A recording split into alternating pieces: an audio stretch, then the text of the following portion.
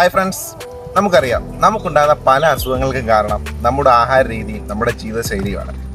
നമ്മുടെ ജീവിതശൈലി കൊണ്ടുവരാൻ കഴിയുന്ന ഒരു ചെറിയൊരു മാറ്റം ഒരു പക്ഷേ പല അസുഖങ്ങളും നമ്മുടെ ജീവിതത്തിൽ തന്നെ ഒഴിവാക്കാൻ കഴിഞ്ഞേക്കും. ഇതിന് നിങ്ങൾക്കറിയാം, കുട്ടികളിൽ തന്നെ ഇന്ന് പല രീതിയിലുള്ള അസുഖങ്ങൾ കാണുന്നുണ്ട്. ഓഫ് കോഴ്സ് തീർച്ചയായിട്ടും ഒരു കാര്യം പറയാം, നമ്മുടെ ഈ ഉണ്ടാകുന്ന ഈ ഹെയർ ഫോൾസും അല്ലെങ്കിൽ കഷണ്ടി പോലുള്ള കാര്യങ്ങളെല്ലാം തന്നെ നമ്മുടെ ജീവിതശൈലിയുടെയും നമ്മുടെ ഇന്നത്തെ ആഹാര രീതിയുടെയും ഭാഗമായിട്ടുണ്ടാകുന്നതാണ്.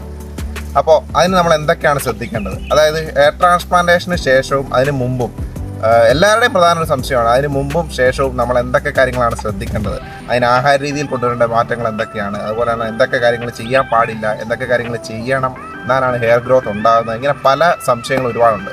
തീർച്ചയായിട്ടും നമ്മൾ ഇന്നിവിടെ ഡിസ്കസ് ചെയ്യുന്നത് ഹെയർ ട്രാൻസ്പ്ലാന്റേഷന് മുൻപും ഹെയർ ട്രാൻസ്പ്ലാന്റേഷന് ശേഷവും ചെയ്യേണ്ട ഡൂസ് ആൻഡ് ഡോൺസ് ആണ്.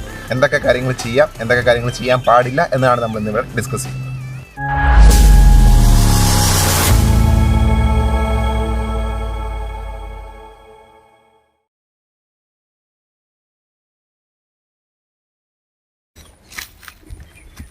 So welcome to our new video. നമ്മൾ ആദ്യം ഡിസ്കസ് ചെയ്യുന്നത് ഹെയർ ട്രാൻസ്പ്ലാന്റേഷന് ശേഷം എന്തൊക്കെ കാര്യങ്ങളാണ് ചെയ്യേണ്ടത്, ഡൂസ് ആണ്. അതായത് എന്തൊക്കെ ചെയ്താലാണ് നല്ലൊരു ഹെയർ ഗ്രോത്ത് ഉണ്ടാവുക എന്നുള്ളതാണ് നമ്മൾ ആദ്യം ഡിസ്കസ് ചെയ്യുന്നത്. ഹെയർ ട്രാൻസ്പ്ലാന്റേഷൻ കഴിഞ്ഞ ഒരു വ്യക്തിയോട് ഡോക്ടർ ആദ്യം കൊടുക്കുന്ന നിർദ്ദേശമാണ് നല്ല രീതിയിൽ വെള്ളം കുടിക്കുക എന്നുള്ളത്. നമുക്കറിയാം വെള്ളം നമ്മുടെ ശരീരത്തിന് എത്രത്തോളം അനിവാര്യമാണെന്നുള്ളത്. നമുക്ക് ആഹാരം പ്രോപ്പറായിട്ട് ഡൈജസ്റ്റ് ആവണമെന്നുണ്ടെങ്കിൽ കൂടെ വെള്ളം വളരെ അത്യാവശ്യമാണ്. എന്തിന്, വെള്ളം കൂടി കുറയുന്നത് മൂലം പല അസുഖങ്ങളും നമ്മുടെ ശരീരത്തിനുണ്ടായേക്കാം. സോ മുടിയുടെ ആരോഗ്യത്തിന് കുറഞ്ഞത് 9 ഗ്ലാസ് വെള്ളമെങ്കിലും കുടിക്കേണ്ടത് അത്യാവശ്യമാണ്. നമുക്കറിയാം നമ്മുടെ ശാരീരിക രക്തസമ്മർദ്ദം നിയന്ത്രിക്കാൻ വെള്ളം വളരെ അത്യാവശ്യമാണ്.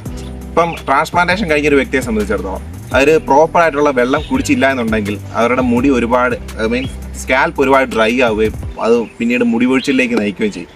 അതുകൊണ്ട് നല്ല രീതിയിൽ വെള്ളം കുടിക്കുകയാണെങ്കിൽ അത് നമുക്ക് ഒരു പരിധി വരെ നിയന്ത്രിക്കാൻ കഴിയും.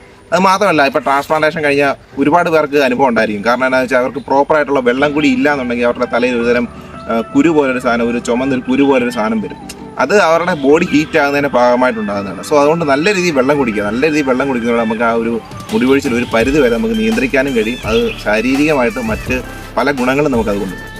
നിങ്ങൾക്കറിയാം നമ്മുടെ ബയോട്ടിൻ ടാബ്ലറ്റ്സ് എന്ന് പറയുന്നത് നമ്മുടെ സ്കിന്ന്, നഖം, അതുപോലെ ഹെയറിൻ്റെ ഗ്രോത്ത്, ഇതിനൊക്കെ വളരെ അത്യാവശ്യമാണെന്നറിയാം. ഇനി ഇതൊന്നും എടുക്കാൻ പറ്റാത്തവരാണെന്നുണ്ടെങ്കിൽ തീർച്ചയായിട്ടും നാച്ചുറൽ സോഴ്സസ് ആയ ഇപ്പോൾ വാഴപ്പഴം, ബ്രൗൺ റൈസ്, അല്ല മുട്ട, ഇതുപോലുള്ളതിനൊക്കെ നമുക്കത് അവൈലബിൾ ആകുന്നതാണ്. ഹെയർ ട്രാൻസ്പ്ലാന്റേഷന് ശേഷം കൂടുതലും ഡോക്ടേഴ്സ് നിർദ്ദേശിക്കുന്നത് പഴങ്ങളും പച്ചക്കറികളാണ്. കാരണം അവയിൽ അടങ്ങിയിരിക്കുന്ന വൈറ്റമിൻസ് ആണ്. ഇപ്പം നമുക്കറിയാം മുടിയുടെ വളർച്ചയ്ക്ക് ഫോളിക് ആസിഡ് വളരെ അത്യാവശ്യമാണ്. അത് തീർച്ചയായിട്ടും ഈ പഴങ്ങളിൽ നിന്നും പച്ചക്കറികളിൽ നിന്നൊക്കെയാണ് കിട്ടുന്നത്. കാരണം അതിൻ്റെ ഒരു ഹൈലൈറ്റ് എന്ന് പറയുന്നത് തന്നെ നിങ്ങളുടെ മുടിയെ അതിൻ്റേതായ ഒരു ഘടനാപരമായിട്ട് നിയന്ത്രിക്കുക എന്നുള്ളത്, പിന്തുണയ്ക്കുക എന്നുള്ളതാണ്. സോ ഇപ്പം ചില ക്ലിനിക്കിലൊക്കെ തന്നെ ആയാലും ശരി, ട്രാൻസ്പ്ലാന്റേഷന് ശേഷം തീർച്ചയായിട്ടും ചിലർ ഫോളിക് ആസിഡ് അടങ്ങിയ മെഡിസിൻസ് ഒക്കെ പ്രിസ്ക്രൈബ് ചെയ്യാറുണ്ട്.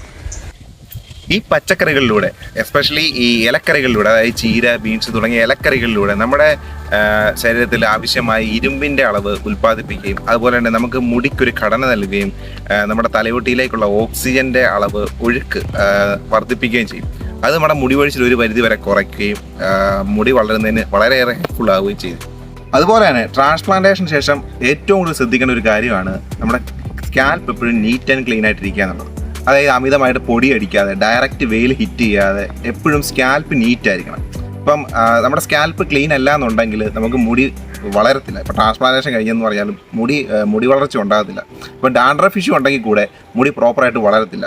നമ്മൾ ഓൾറെഡി ഡാൻഡ്രഫിനെ എങ്ങനെ നേരിടാം, അല്ലെ അതിനകത്തുനിന്ന് അതിനെ പ്രിവെൻറ്റ് ചെയ്യാൻ എന്തൊക്കെ കാര്യങ്ങൾ ചെയ്യണമെന്നുള്ളൊരു ഡീറ്റെയിൽ വീഡിയോ നമ്മൾ ചെയ്തിട്ടുണ്ട്. കാണാത്തവർക്ക് പോയി കാണാവുന്നതാണ്. ട്രാൻസ്പ്ലാന്റേഷൻ കഴിഞ്ഞ ആദ്യ ദിവസങ്ങളിലായി കൂടെ നമ്മുടെ സ്കാൽപ്പ് ക്ലീൻ ആക്കുമ്പോൾ നമ്മൾ ശ്രദ്ധിക്കേണ്ട കാര്യം എന്താണെന്ന് ചോദിച്ചാൽ, നമ്മൾ ഒരു കാരണവശാലും രാസവസ്തുക്കൾ യൂസ് ചെയ്യരുത്.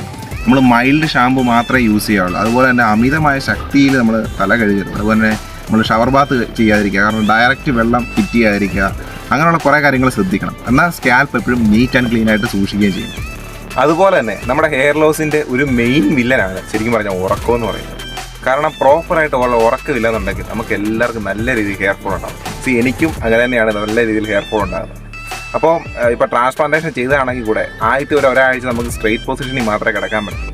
അപ്പം ചിലർക്ക് അത് അത്ര കംഫർട്ട് അല്ല. കാരണം ചിലരിപ്പോൾ കമന്ന് കിടക്കുന്നുണ്ടായിരിക്കും, ചില ചെരിഞ്ഞ് കിടക്കുന്നുണ്ടായിരിക്കും. അപ്പോൾ അവർക്ക് ഇപ്പം സ്ട്രെയിറ്റ് പൊസിഷനിൽ ഇപ്പം തല അങ്ങോട്ടും ഇങ്ങോട്ടും വെക്കാതെ സ്ട്രെയിറ്റ് പൊസിഷനിൽ ആ പില്ലോയ്ക്ക് നടുക്കി ഇങ്ങനെ തല വെച്ച് കിടക്കുക എന്ന് പറഞ്ഞാൽ ചിലർക്ക് അത്ര കംഫർട്ട് അല്ല. അപ്പോൾ അവർക്ക് ആ ഒരു പ്രോപ്പർ ഉറക്കം കിട്ടിയെന്ന് വരില്ല. അതുപോലെ തന്നെ നമ്മൾ നല്ല രീതിയിൽ ഉറങ്ങുമ്പോഴാണ് നമ്മുടെ ശരീരത്തിൽ നിന്നും ഗ്രോത്ത് ഹോർമോൺ റിലീസ് ചെയ്യുന്നത്.